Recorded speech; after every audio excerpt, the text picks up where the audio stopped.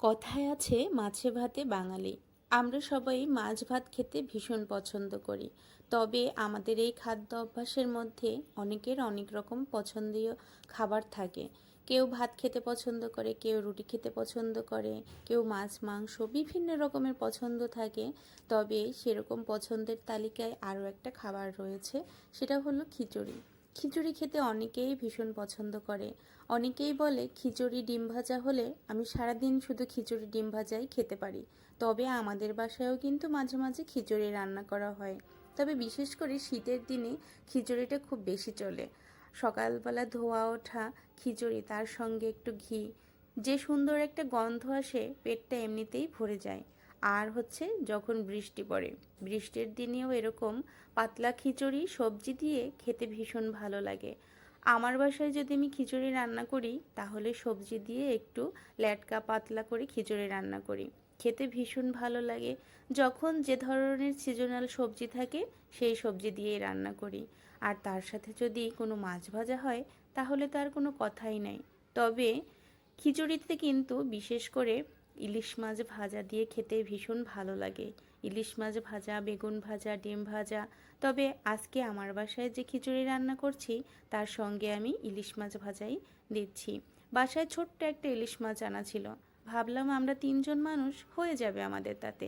তাই ইলিশ মাছটা ভেজে নিচ্ছি, আর তার সঙ্গে এই সবজি দিয়ে পাতলা খিচুড়ি খেতে ভীষণ ভালো লাগে। আমাদের বাসায় খিচুড়ি রান্না করলে আমার মেয়ে সারাদিন খিচুড়ি পছন্দ করে, তাই সারাদিনই খিচুড়ি খেতে পারে। তবে খিচুড়ি বেশি খাওয়াটাও অতটা ভালো নয়।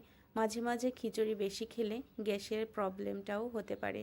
তাই যতটুকু আমাদের শরীরে যাচ্ছে ততটুকুই খাওয়া উচিত। আমি যখন খিচুড়ি রান্না করি, আমি লাস্টে এরকম একটা পেঁয়াজ রসুন দিয়ে বাগার করে নিই। আর এই যে বাগারের সেন্টটা ভীষণ ভালো। এটা যখন নাকে আসে, মনে হয় যেন পুরো পেটটাই ভরে যায়। বন্ধুরা, আজকে আমি খুব সাধারণভাবে, খুব সিম্পলভাবেই খিচুড়ি রান্না করলাম। বেসিক্যালি আমি সবসময় খিচুড়ি এভাবেই রান্না করি। কেউ কেউ অনেকে মাখিয়েও খিচুড়ি রান্না করে। তবে আমি যে প্রসেসিংয়ের খিচুড়ি রান্না করলাম, এর স্বাদ কিন্তু বেশ ভালো হয়। খিচুড়ি রান্নার শেষে 1 চামচ ঘি দিয়ে দিলাম।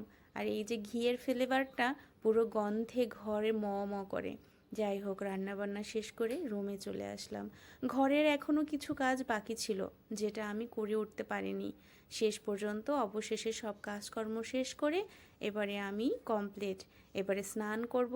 আর ওদিকে দেখো ঝুমঝুম করে বৃষ্টি হচ্ছে বাহিরে।